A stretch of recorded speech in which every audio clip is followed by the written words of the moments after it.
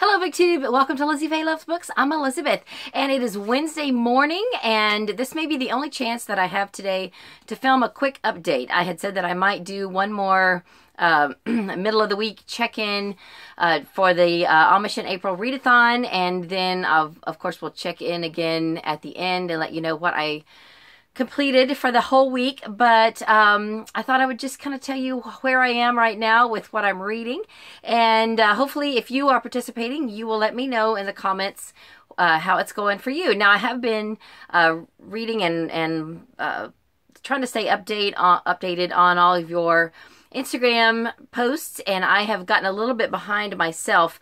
I did not do the last 2 days. I had to work yesterday, and I had to go take Emily to St. Pete the day before. So I have been reading and listening to a lot of audiobooks and getting some print reading done at work yesterday, but I have not had a chance to set up any photographs the last couple of days. So I'll try to get that done today. But anyway, very quickly, let me just tell you where I am. So I have finished the 3 Beverly Lewis books that are all part of the same collection. Now, I finished The Sanctuary this morning, and even though on Goodreads they're listed as being in the same series, I couldn't find any connection of this book to this book, except that I think they're all set in Lancaster County, and there is an Amish location in this book. This does not just take place in Amish country.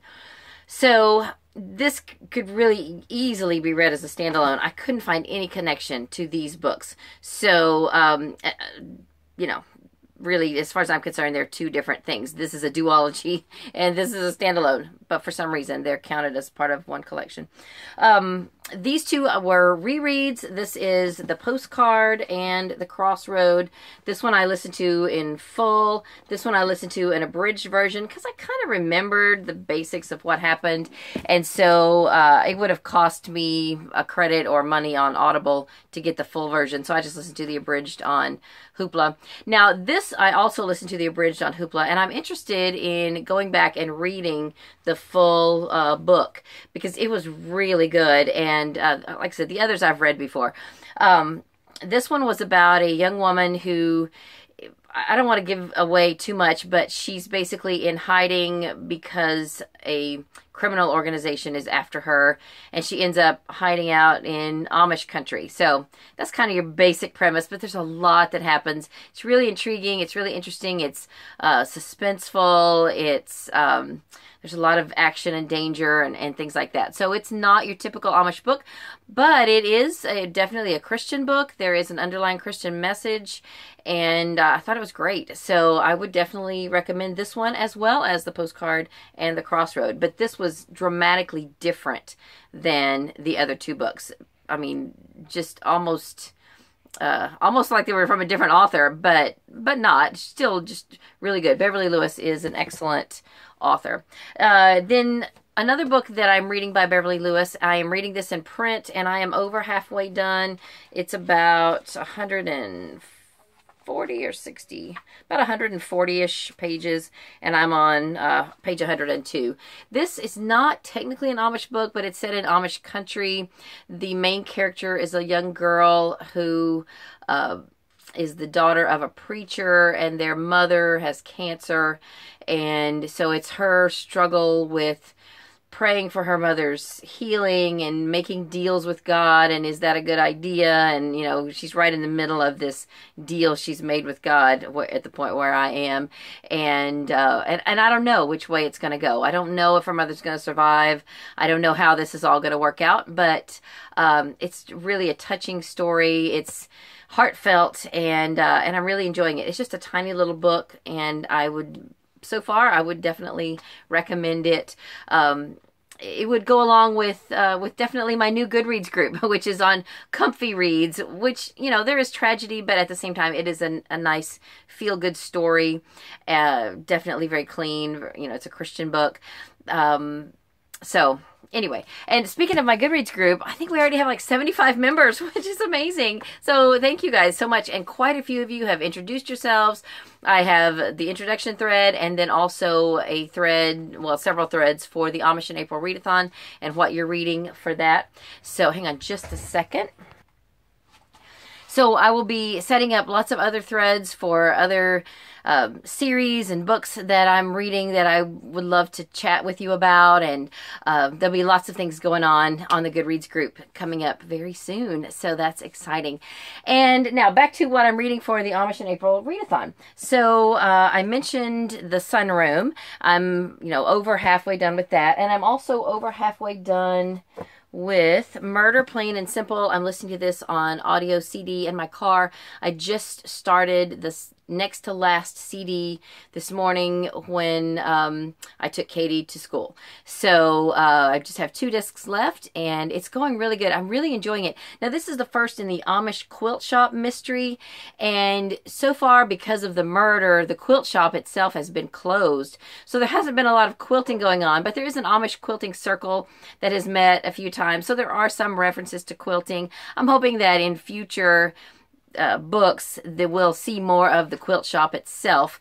At the point where I am now, the quilt shop is just getting ready to reopen, and so as far as the quilting aspect, it's referenced, but the main I would have to say, okay, this is a little different than some cozy mysteries in that the main thing right now that is going on in the story is the murder and the investigation of the murder. So a lot of times you have a cozy mystery and the murder will be secondary, and that's not true in this case. Although there have been some other things going on with the main character. The main character in the story is a young woman from Texas. She had an Amish aunt who died and left her quilt shop. So just as all that was happening, her fiance dumped her, basically. So she decided it was time to get out of Texas, get away from the bad memories of her fiance who has dumped her, and come to Amish country and run this quilt shop. So there's a moment with her mother. Her mother still hopes that her and her fiance will get together, and her mother just is in denial that this marriage is not going to happen. And I was listening to this the other day in the car, and I mean, literally, this conversation with her mother, I was just like, I was just like, what? Oh my goodness, I couldn't even believe that her mother did what she did, and it was, so I'm not going to tell you. If you have any interest in reading this, which so far I really recommend it, it's been great so far, then when you get to that part, you will know exactly what I'm talking about. It was mind-blowing. So anyway, enough of that. So I will finish this. Yesterday at work, I took this with me. I read mostly this, but I always like to bring a backup book in case I get tired of one or if I finish it or whatever. So I did read just a few pages in The Witch Tree Symbol by Carolyn Keene. I will probably attempt to finish that before the end of tomorrow, because this I should be able to finish, in another hour, although I'm slow. I am a slow reader when it comes to reading in print. So we'll see how it goes. But it's not mandatory or anything that I finish this, but I am really interested in reading it. And I think once I get into that story, that it will go quick too, because it's a Nancy Drew book. Then the other book that I have attempted to start, I don't know why, because I was finishing up Sanctuary on Hoopla, but I just keep being drawn to this, and so I have listened to the first few minutes of it a couple of times, and I realized, though, this morning, even though I thought, okay, this is what I'll read next, that I don't have anything for the first challenge covered, the book with food on the title. So I have this already borrowed from Hoopla as well. So I just put this in a few minutes ago and I started it. So I'm going to have to make this one first priority over this one. They're both about 8 hours. One of them is a little over 8 hours. And I'd love to get them both done. If I speed them up, then I can. But, I know that's not as enjoyable. So we'll see.